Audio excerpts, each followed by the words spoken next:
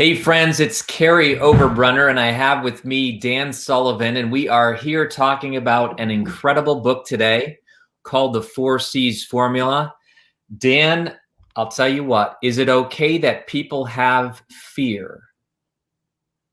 Yeah, well, fear wakes us up. Mm, I mean, fear is good for our attention because it you know it makes you awake and makes you alert yes, and curious about things that are probably really important. I love it. Well, you start out in the book by talking about this time where you had to throw a grenade. Mhm. And just so people know what we're talking about, you were in the military, but the throwing of the grenade was a big day, and I'm told that the soldier in charge asked if anyone was afraid, and you were the only one who raised your hands. Can you tell us a little bit about that story? Yeah, this is the summer of 1965. So I was drafted into the U.S. Army, and I was at Fort Knox, Kentucky. Hmm. Basic training, with the first training you do is mostly physical exercise and learning how to work together and everything. But there is some parts of it that's actually dangerous, and one of them is knowing how to throw live grenades. Mm. And they do it in a kind of an interesting way. They take you sort of late in the afternoon and they demonstrate. They have an instructor actually demonstrate. And what it is a big mound, and you're on one side of the mound, and you're down actually in a ditch. They've created sort of a ditch, and when you throw the grenade, you throw it on the other side of the mound, so there's no danger of you Mm. or anyone else being hurt. And you do it twice. They actually throw two grenades, and you demonstrate how to do it. And then they they let you go back and sleep on it for the night, which you don't do because he said, I have to tell you, you have to do this right, because he says, yeah, this will kill you if you don't. And so anyway, and the instructor, they have an instructor with you down in the pit, because if you were to drop a live grenade or something, it's the job of the instructor to make sure it gets handled. Wow. And they have probably about a 5 or 6 second fuse. So when you pull it's got a handle and it's got a pin, and when you pull the pin, as long as you keep the handle down, there's no problem. But when you throw it, the handle pops up, and it's about 5 seconds later, which is actually a lot of time, when you think about it. But not if you drop it. Oh my gosh. And so we all came back the next morning. First thing, you're very early in the Army. And he says, "Is anybody frightened here?" And my hand went up. Yes. And he was an old veteran. He had been in the Second World War. He had been in the Korean War. So he was used to being in actually live battle conditions, and that's really who you want, to train you, because someone who has experience. And he said, "I'll tell you something. Sullivan's the only one I trust." Ooh. It's the only one I trust, because he said, if you're not scared, you're not paying attention. This is scary business right here. And and he said, "I'm going to tell you the difference between I'll tell you about the difference between fear and courage." Okay. And he said, "Fear is wetting your pants." He says, "Courage is doing what you're supposed to do with wet pants." Oh, wow. Yeah. And, you know, it's just something that somebody says in a particular situation that really lands, Yes. I bet I probably thought about that 50 times, you know. So in other words, the person who's courageous still has fear, Yeah. but they act in spite of it? Yeah. And they're trained, you're trained. Doesn't matter whether you're afraid or not. You've been trained to do the right thing. So do the right thing, even though you're scared. Yeah, and a lot of people kind of mistake courage from confidence. Mm, Okay, and the difference is that confidence feels good. Courage doesn't feel good. So anybody who's said, I was in a really scary situation, but I felt really, really great. Well, uh, my sense is that usually is not the case. Usually, people who are brave are scared. yes. Yes, I love that. So we're talking today. Of course, you're the co-founder of Strategic Coach. I'm in Strategic Coach, have been for years. Absolutely love it. The entrepreneurs in my workshops, the 20,000 plus that you've trained, do you think they all feel fear at Oh times? yeah, oh yeah, yeah, yeah. Well, Oh, I feel fear, and I've done, thousands of workshops, and I've been at it one way or the other for 47 years. And before any big event, there's a period, it could be 15 minutes, it could be an hour of that. And I'm kind of scared. But what you're scared of actually changes with experience. When you don't have any experience, you're just scared because you're afraid you're just not going to know what to do. You're not going to do it right. You're going to let other people down. And so that's the fear. But after you've been trained and you have a lot of experience, you have a standard about what best performance really represents. And you're scared that this time you're not going to do it as well as you know how to do it. So wow. I think that, and I try to always uh, be open to staying scared as I get more experience, because it puts a lot of energy into your performance. And it's kind of adrenaline. Adrenaline's a drug. And adrenaline flows inside of us Hmm. to get ready for maximum performance. That's really so. It feels really, really uncomfortable, but it's actually a drug. And I mean, we're you know We human, were we were created. humans are their own drug dealers. I mean, we have lots of drugs, from different moods and different situations. But I'm 77, and I always make sure that I'm doing new things. You and I have projects Yeah. where we're doing new things, and that I stay open to being scared about. I'm excited about them. And my feeling is that fear and excitement go together, that you don't get any more excitement than you're willing to experience in fear. So people who try to live a life absent of fear really are hurting Well, they themselves. don't get any excitement because you don't get one without the other. Interesting. Yeah. In the book, by the way, folks, this is on Amazon. It's on Audible. It's all over 40,000 channels around the world. It's blowing up all over the place. But Dan, you say at what age did you publicly declare, I'm going to write 100 books in 100 quarters? And did you feel fear when you said that? Yeah, this is so. I was 70 in 2014. Okay. And in Strategic Coach, we have two primary time periods that we get people to think about: 25 years. So at 75, at 70, that would take me to age 95. Mm-hmm. Okay, so at age 95, I'm filling that year up with goals that I want to see, and personal goals, business goals, and I had written books before this. So I had written from 1995 to 2014. I had written 13 books. Okay, and these were all different books. They and big and small.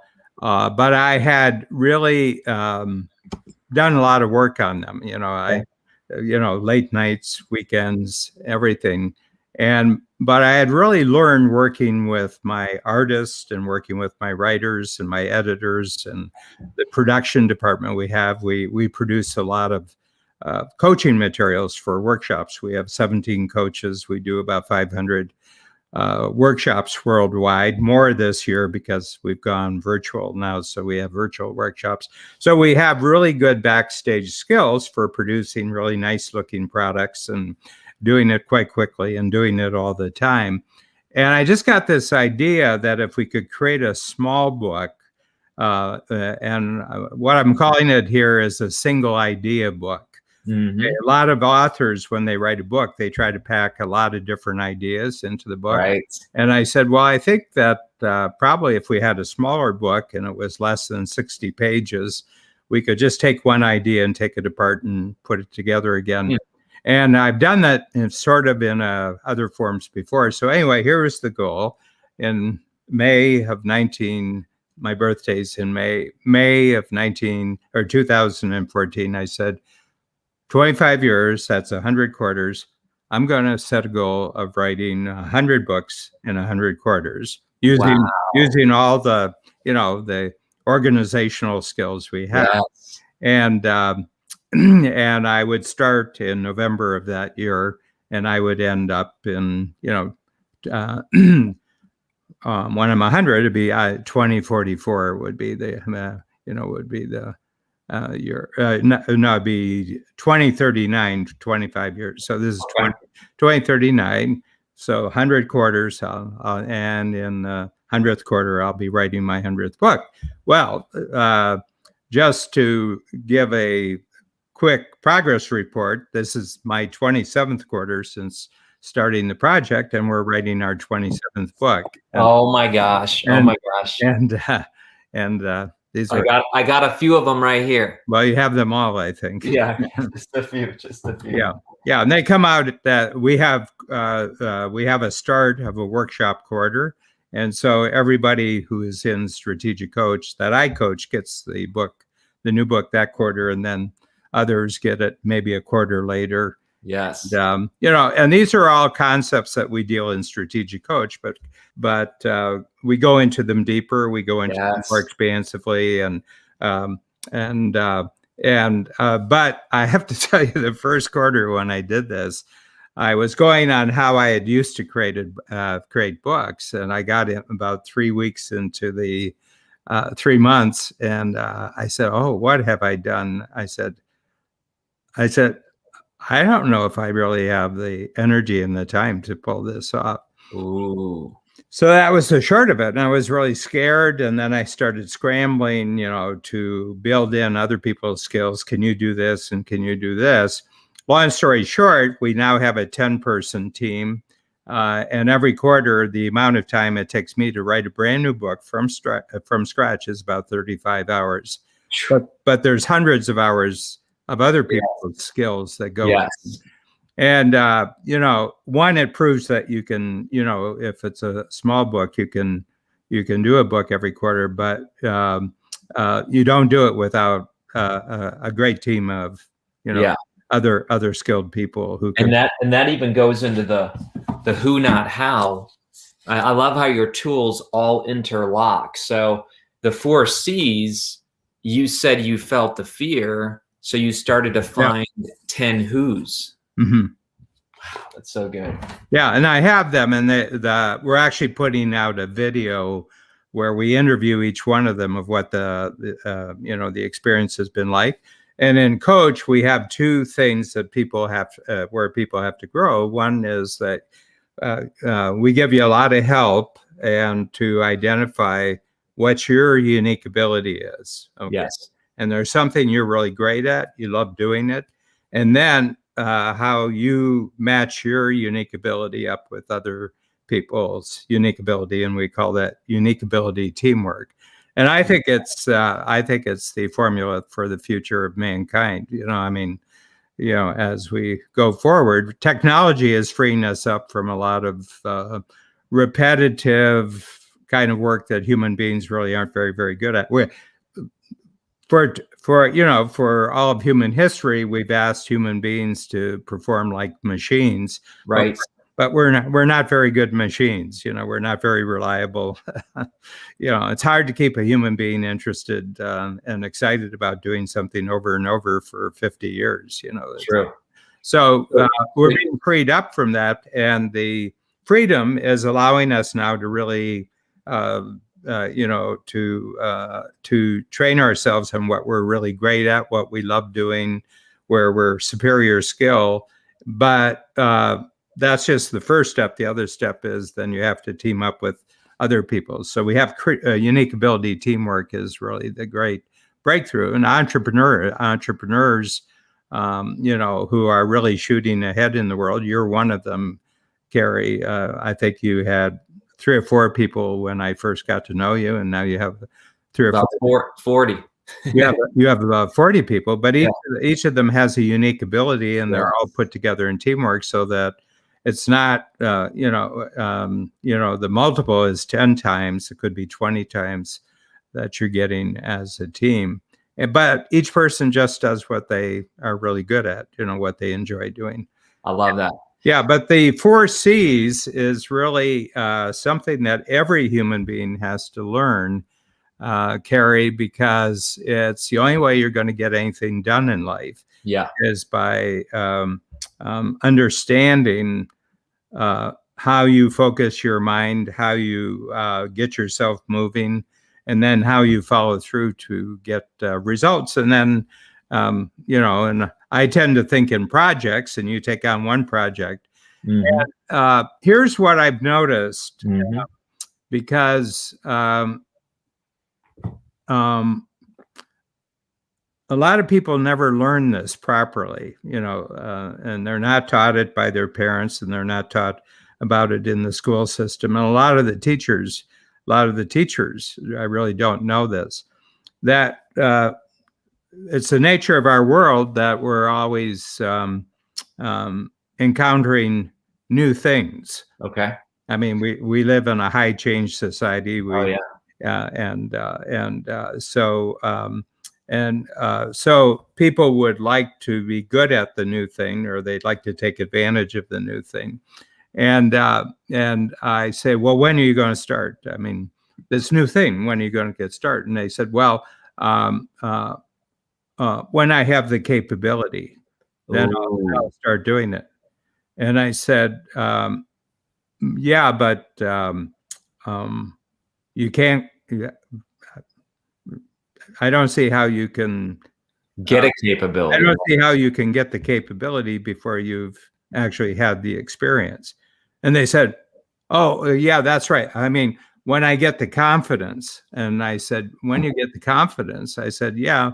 But I said, here's the problem. How are you going to get the capability and confidence to do something before you've actually had the experience of doing it? Interesting. Okay. And so a lot of people can keep themselves perpetually stalled.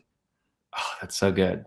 That's so good. Because they're demanding that they be provided with the capability and confidence. Yes.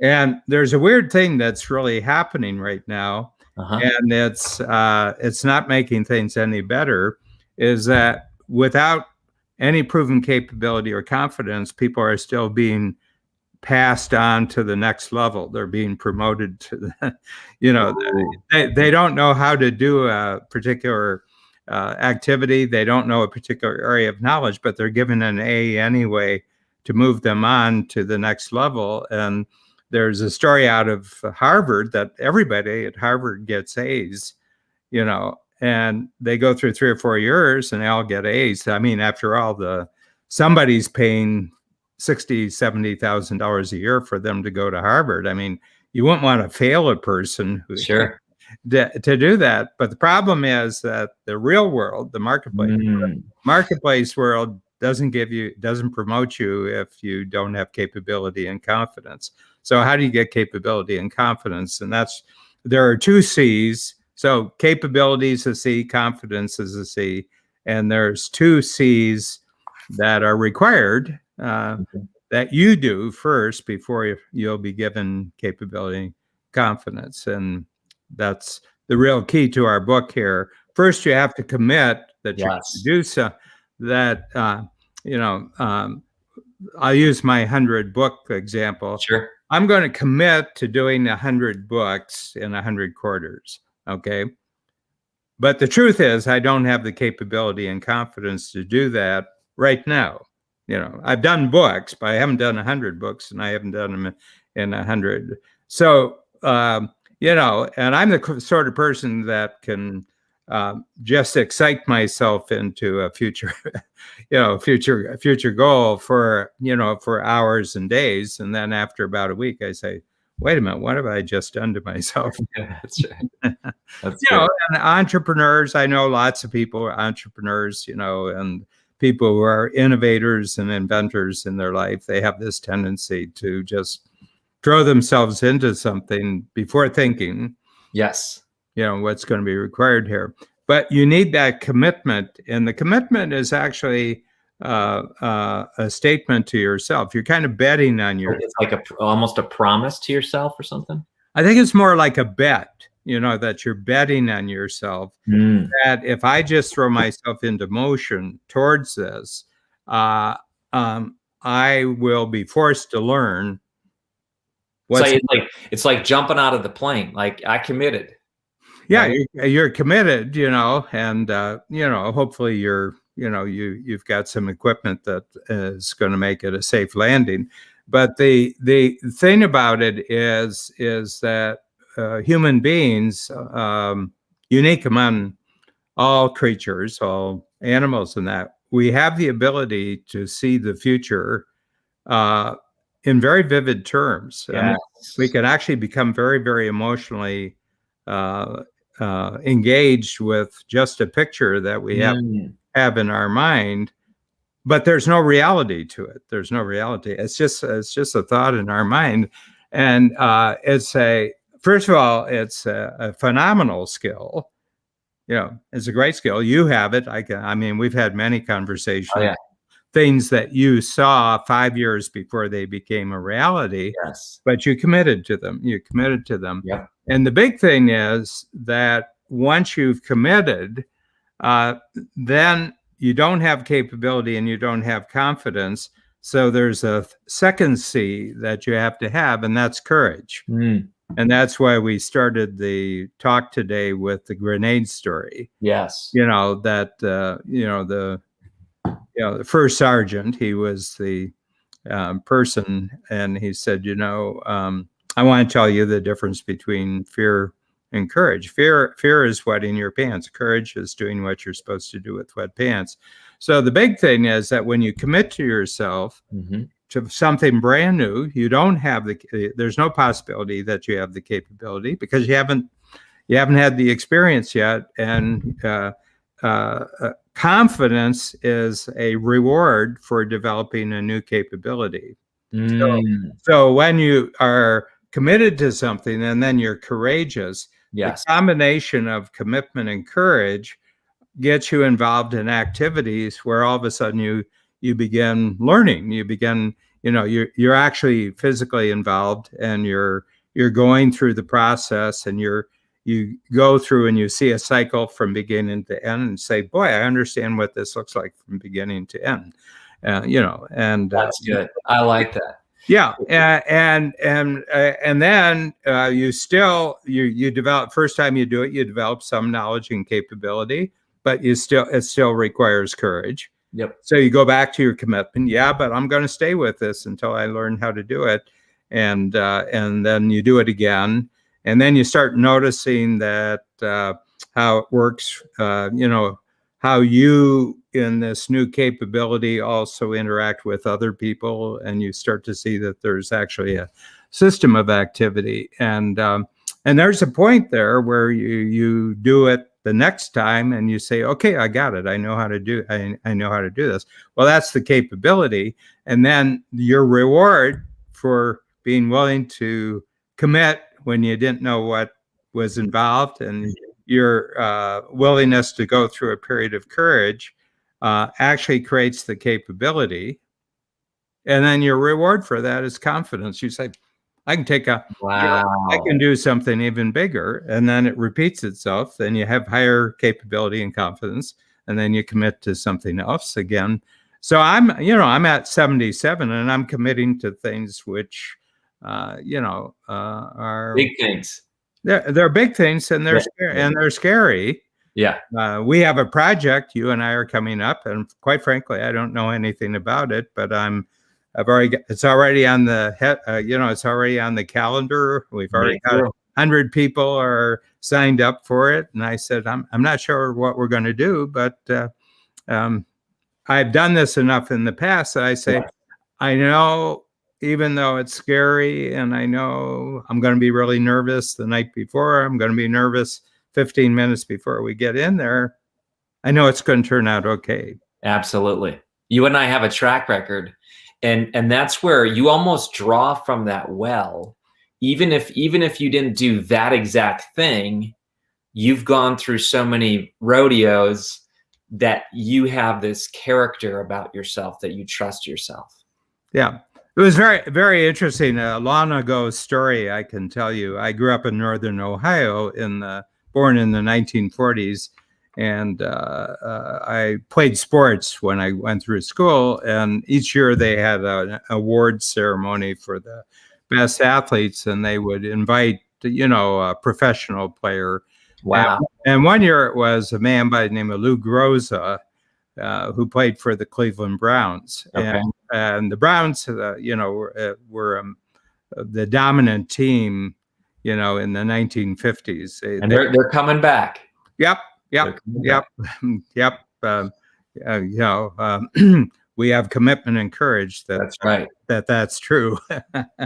And anyway, but he was the first great kicker who who could win ball games with field goals, and very famous, probably the best of the first field goal kickers. Mm.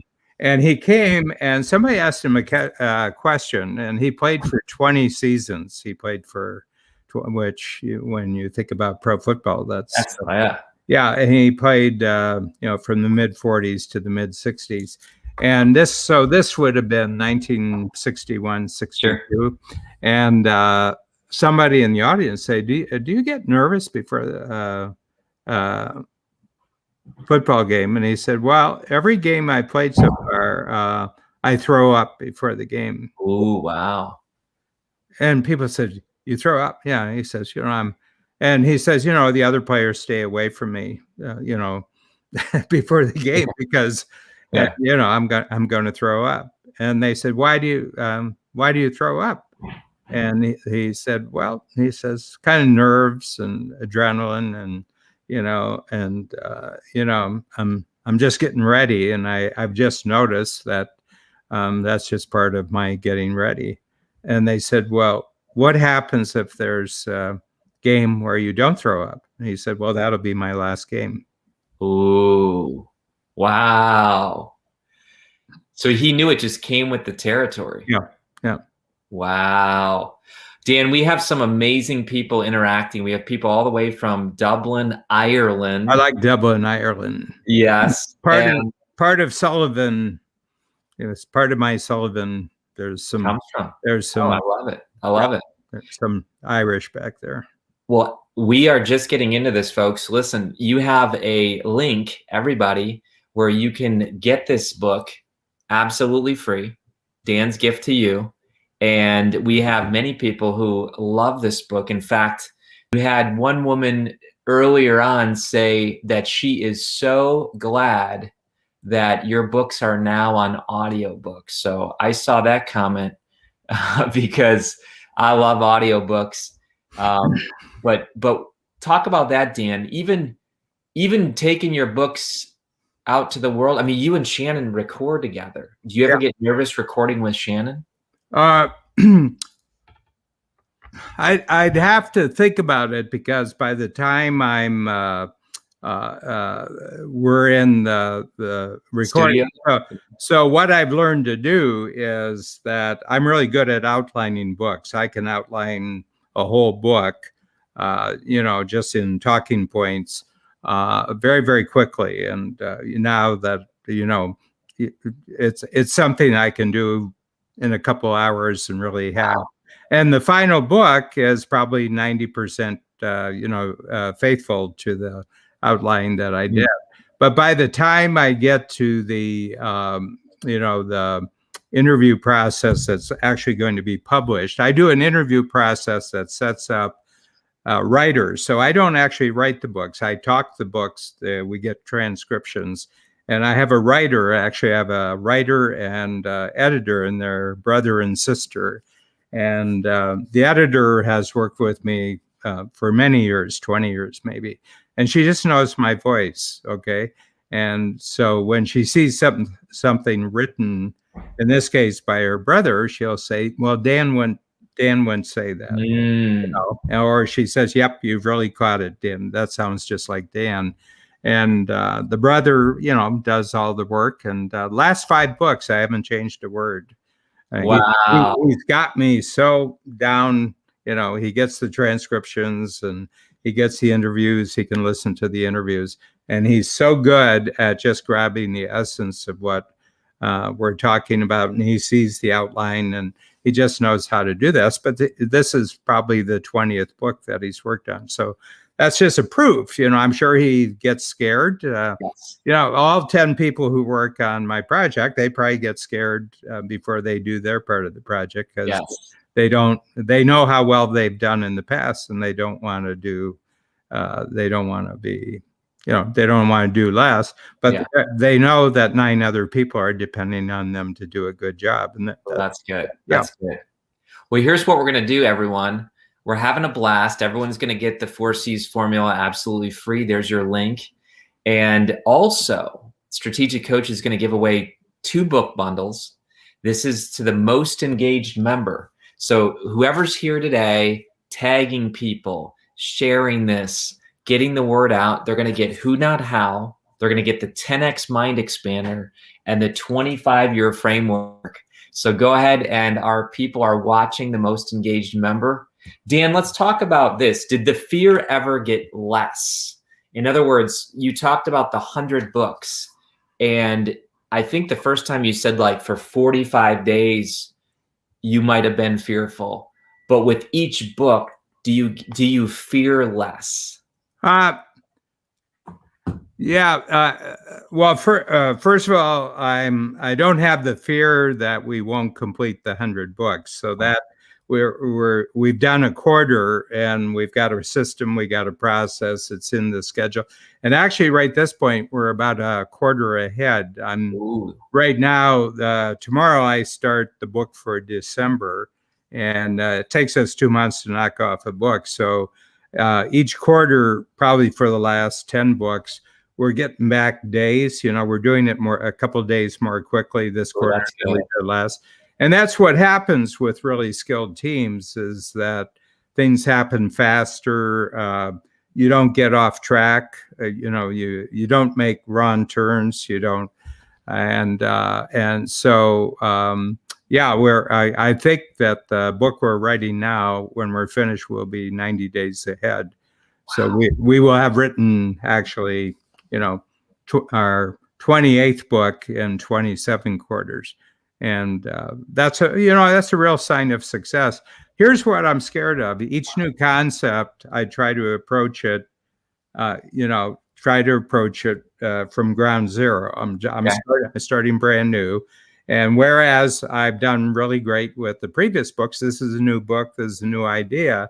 And I have to tell you, I let myself be scared. I let myself be scared. And why is that? Because I think a lot of people watching this, they think, oh, fear's bad, but you actually go toward it. Well, the one, if you can get in your mind that fear and excitement are come with the deal. In other words, that you want to be excited about something. Well, what fuels that is, for a certain part of anything you're doing, you're allowing yourself to be I call it properly scared. You're scared about the right things. I mean, when you first do it, you're just scared of everything. But as you go along, you're scared that you have set a previous standard, and you don't want to fall short. you don't want to fall short. And so, and it scares me that I wouldn't do as well with this new one or even surpass it as I did with the last one I did. So, So yeah, I love that. That is so good. All right. You mentioned that in the book, Kathy was asked to do a video, and she was really afraid, and it took 17 takes, but she stepped into it anyway. Just like you said, she made the commitment. Then she had to find the courage. How many takes did it take her the next time? Yeah, it's really interesting because that wasn't about the book at all. It was about a project that she was doing.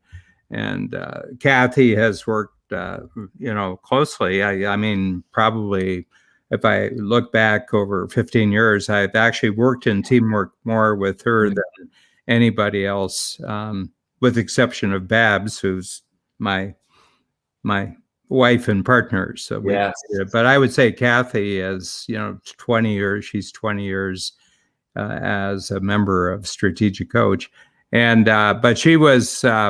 This was actually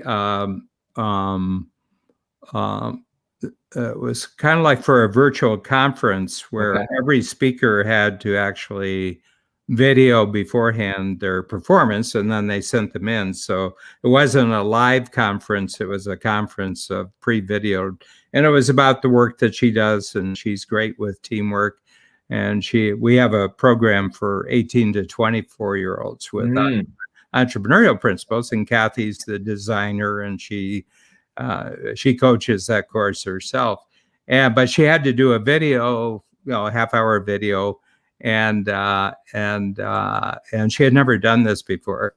And I said, and I kind of volunteered her for the conference. I said, I think Kathy would be a good person. Right. And she said, well, I've never done it before. And I said, yeah, well, that's true before you've done anything. You haven't done it. Absolutely. I said, a lot of things in my future I haven't done yet. So, and she says, well, I've never done the video. I said, yeah, so this will be your first video.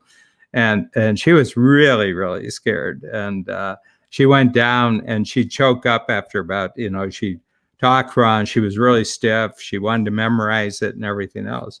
And she said, this is terrible. This is one of the most terrible experiences I've been through. I can't imagine it. And I said, yeah, but you'll get through it. Yeah, I mean, you'll get through it, and you'll get very capable. And at a certain point, you're going to get tired of being scared, and you'll just push forward, and you'll do it the right way, and then you're through it, and then you'll have all sorts of confidence, and you'll have a brand new capability, and in the future, you'll do hundreds of these things,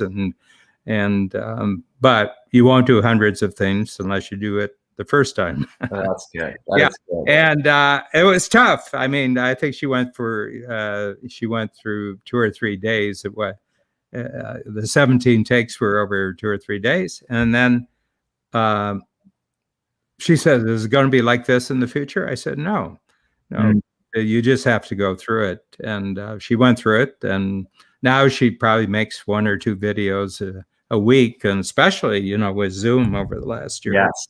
It's such people who can just sit in front of a camera and talk and produce a great piece and get sent out. So, but it's really funny. And I know so much for myself how good this is for people that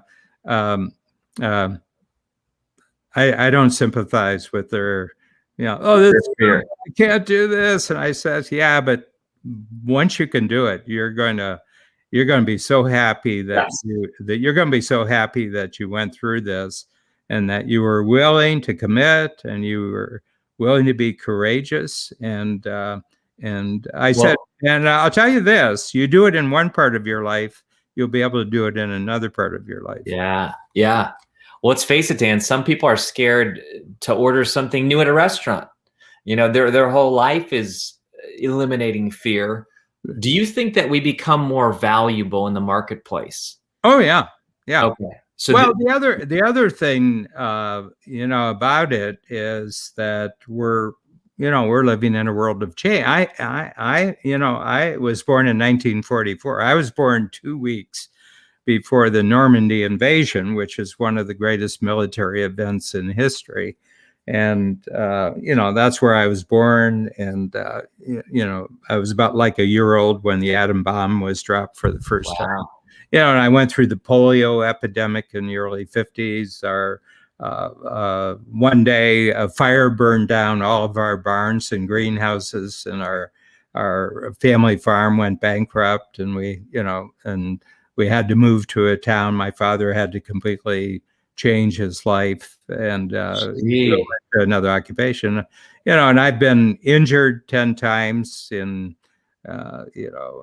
sports and everything. I've been in major surgery 10 times. I've had cancer. I've had cancer operation. I've gone through divorce. I've gone through bankruptcy. Yeah. So what? And I remember going to a banker, after my second bankruptcy. Here's the truth about my bankruptcy. It was because of receivables. I had done the work. I had billed for the work. Yeah. But instead of getting paid in 90 days or 30 days, they pushed it out to 90 days. Okay. I just didn't have the carrying power, and I went bankrupt. I was too close to the edge. So I went in to see my banker, who is a nice man. He was a very nice man. And he said, why are you continuing with this, trying to do your coaching business? You're a writer, you're an artist, you can get a good job. Why don't you just go get a good job? And I said, I don't know enough yet. I said, no. I said, there's no chance of me not continuing on as an entrepreneur. It's just that I'm not smart enough yet. I haven't learned what I really need to learn. And the bankruptcies are just like a failing test. I got a failing test. My divorce was like a failing test. I didn't know enough about being married, but I'm going to do it again. And I have, and it's the greatest partnership of my life. And we created a company, and it's the greatest. You are amazing. Greatest company. But, I said, you can't stop before you get, if you set off to do something, you can't possibly stop before you get the capability, Yes. Yeah. Well, how would you feel about yourself quitting before getting now you're a failure and you still don't have the capability. So the only way is through. Truly. Yeah, you got to go through, and it requires commitment and courage, and it's painful and it feels crappy, and you get really scared, and guess what? You do it. And confidence is the gift. And confidence is the reward for developing a new capability, and confidence then puts you in a position to take on something even bigger. Ooh, so then your commitment next time becomes bigger. Yeah, and then it requires courage again. Wow. Dan, you really encouraged somebody in particular here today. Nicole said, I cannot wait to go through this book. I felt like at 49 years old, I have limited time. Nope, I don't feel that anymore. So Dan, even the fact that you're on the top of your game, you and I, as you mentioned, we're going after big projects, even together here on July 14th. We have one coming. But is that part of your goal too, is to be an example to people who are 49 years old? Well, I'm 77, but I remember when I was, when I was 49. But here's a real example when the COVID lockdown happened last year. So we're entirely an in-person company up until that point. People come to us. It's a live workshop, and everything's done live. And on 13th of March last year, it became very, very apparent that we weren't going to be able to continue. Everything was being locked down. And I remember I was in Chicago, and we flew back. That was my last live workshop. Haven't been back to live yet, but I had learned how to use Zoom. I've been doing podcasts on Zoom for 5-6 years, Yeah. and our company is in 3 countries, so our teams use Zoom. We're in London, we're in Chicago, we're in Toronto, so we've been used to having Zoom calls. So that was a capability that we had. And so I flew back. I was kind of tired. I'd been working. And I got up the next morning and I said, all right. This is an opportunity for us to, in the next year, to develop a capability that under normal circumstances wouldn't have happened in 10 years. Wow. And I said, okay, we're going to master Zoom. We're going to be the best, we're going to be the best coaching program in the world using Zoom. And we're just going to, I'm just going to throw myself into it. But one thing I want to say, I want to, convey to our listeners today, I talked to all of my team and I said, I've been through ups and downs in my life. And, some of it was only me, but some of it was like a recession, Sure. a war breaking out and being called into the war. So I said, I've been in situations where it's just about me and where millions of people are scared. 9/11, I was doing a workshop when 9/11 happened. Mm. And I said to you, I just want to give you a piece of advice about however long this lasts, this COVID, 16 months now as we're doing this Facebook Live. And I said, I just want you to know that while this is going up, how you show up is going to be remembered for the rest of your life. So if you show up really well during the coming months, maybe it's a year. Yes. This will be remembered for the rest of your life. Everybody will remember that you showed up well. Wow. But most important, you'll remember that you showed up well. And if you don't show up well, you show up badly, it'll be remembered for the rest of your life. And people can hear my words right now and they can think about people who really grew during the last 16 months. And some people seem to, get worse over the last and you'll remember it for the rest of your life. And I said, it doesn't happen all the time, but there are certain situations where you just have to show up. And that requires commitment and courage because you don't know how to handle something that nobody has experienced before. But if you have a record of responding to things with commitment and courage that then become capability, you can rely on that. So you should stockpile situations where you demonstrate commitment and courage and it comes out as capability because the new thing is always scary, but you have a track record. You have experience of having dealt with scary things before.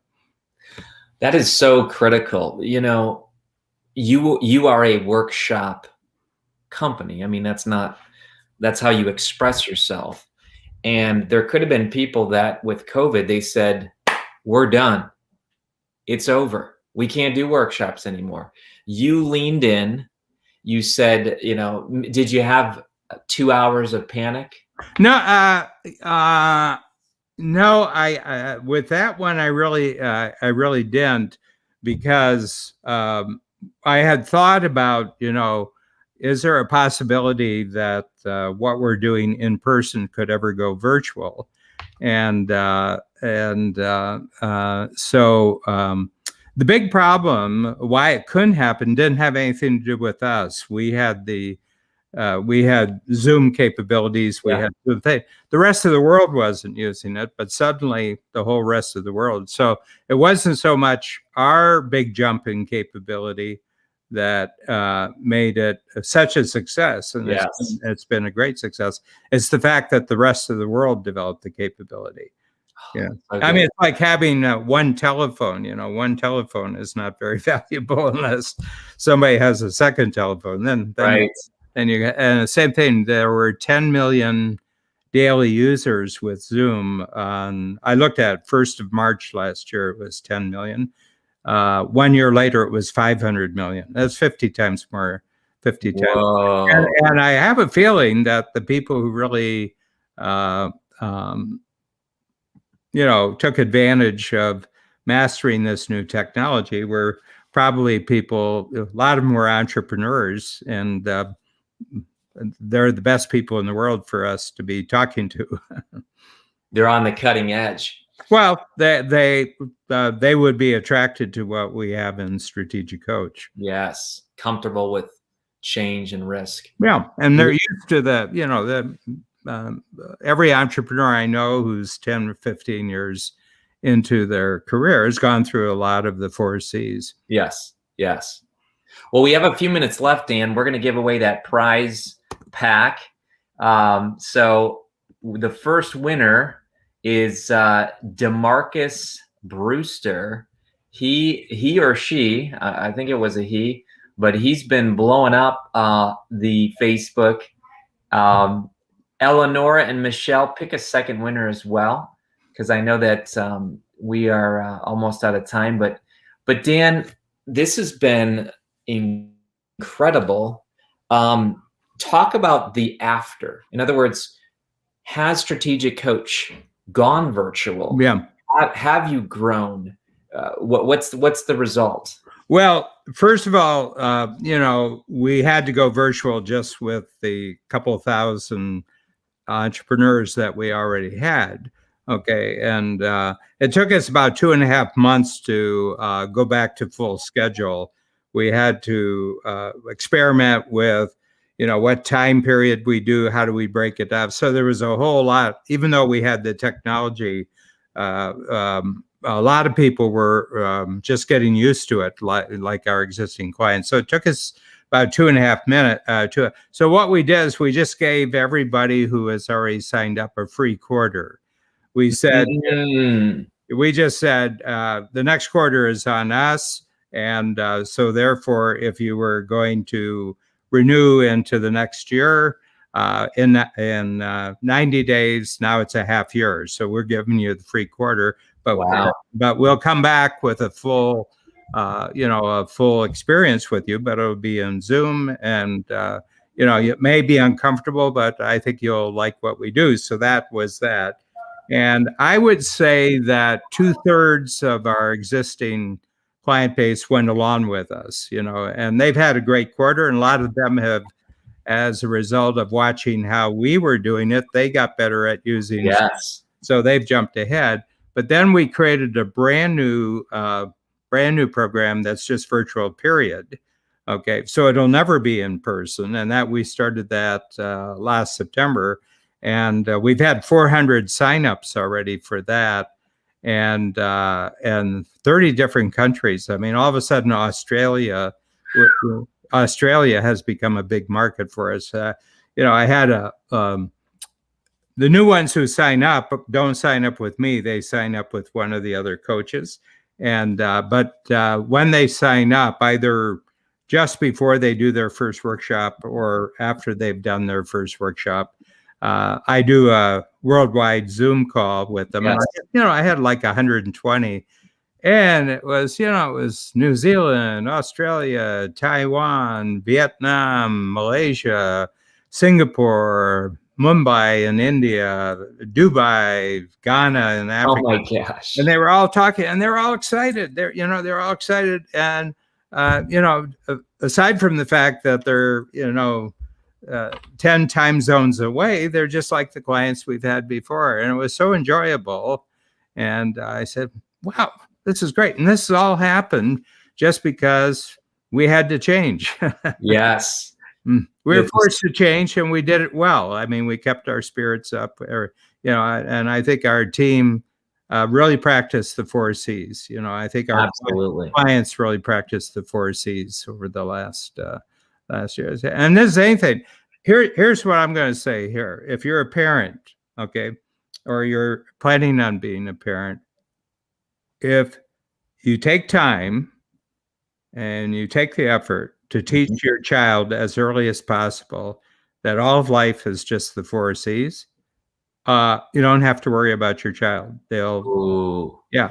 And so here's how you do it with a child.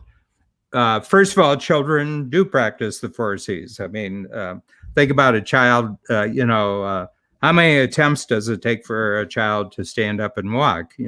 Probably 2,000 2,000 failures. And anyway, But when they get to about 3 or 4 or 5 years old, they'll want to do something, and it takes courage on their part. And they say, and you say, okay, now, do you really want to do it? And you say, yeah. Now, okay, so what do we have to do first? And you walk them through the experience. Okay. Yes. And that, they'll get frustrated, and maybe they'll cry, and they'll say, I am never going to be able to do this. And probably riding a bike, the small bike is a really good example. Once they've done it, okay, and they can actually ride, and they're all thrilled, they can ride. Take the 4 C's, the 4 boxes, and say, well, remember when you first started, this is where you were, and you were, that was the first, remember you couldn't do it, but you really wanted to do it because you'd seen other kids do it, and you can't do it. And you said, I'm going to learn how to do this. And then we got the bike, and, remember how you fell and everything like that. And you were so frustrated, and you say, I'm never going to learn how to ride the bike, but you stayed with it. And you did it. And then remember the first time you rode all the way down to the end of the driveway, and you turned around, you came back, and how happy you were. And now look what you can do, and how excited you are. And all you do is take them through something that they've actually done, but now put words to it, and so anytime you want to do something in the future, just remember what you did here, and we're going to set it up exactly the same way. And probably by the time they're 10, they've done it. They've done it a dozen times. Yes. From that point in the rest of their life, they can learn anything they want. They can achieve anything they want, because it's always the 4 C's. It's the new business. It's the spouse. It's the wow. Yeah, I've got a client who's running for the U.S. Senate this year. He's got an open. He's an entrepreneur, and he's created a very successful business. Wow. And so the last 3 congressional elections he won. Great friend, wonderful person, Ted Budd from North Carolina. And he's running for the Senate. And, it's it's a big deal. It is a big deal. It's a really big deal. And, I just know what he's going through, because,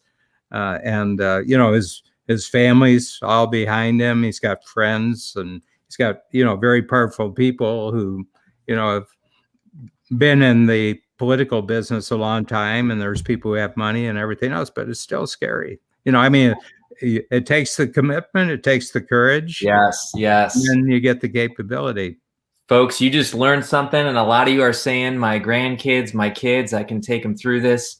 We're going to give away winner number 2. So winner number 2 is Nicole Hoff, and we'll be in touch with you. You're going to be winning Who Not How. You're going to be winning the Mind Expander and the 25-year framework. And all of you are going to be getting a link to this. So drop that link in one more time. Dan, we are out of time, but you had people on this live stream say that they want to enroll their kids in the 18-year-old program. We dropped the link for that. If you're serious about learning more about Strategic Coach, everyone, when you sign up for this book, you can chat with someone. Yeah, that program is called the Unique Edge. Unique Edge. Yeah, and if your children go through it at 18, they have a unique edge for the rest of their life. Ooh, and we teach this. Kathy, and it's Kathy Davis who her cartoon story is in the book. Yes. And it's kind of funny. I'm so convinced of how good this is for people that when they're really scared and they're starting something, I'm not mean to them, but I won't let them off the hook. Good. I said, you're going to probably hate me for because I'm just going to push you with this, because I know how happy you'll be, and I know how confident you'll be if you just stick with it and go with it. We'll give you all the support we can, but I just want you to know that you may say, he doesn't really care. Well, I do care. I do care that you get stronger. I do care that you get more capable, and I do care that you have a tremendous sense of confidence after you stay with us. So that I do care about that. This was fantastic. if you found value today, I know you've already been blowing up the Facebook here and YouTube and everything, but go ahead and type in thanks to Dan and Strategic Coach. Dan, thank you for being here today, and I am thrilled we had another amazing live stream. Thank you very much, Gary. It's such a pleasure, our teamwork.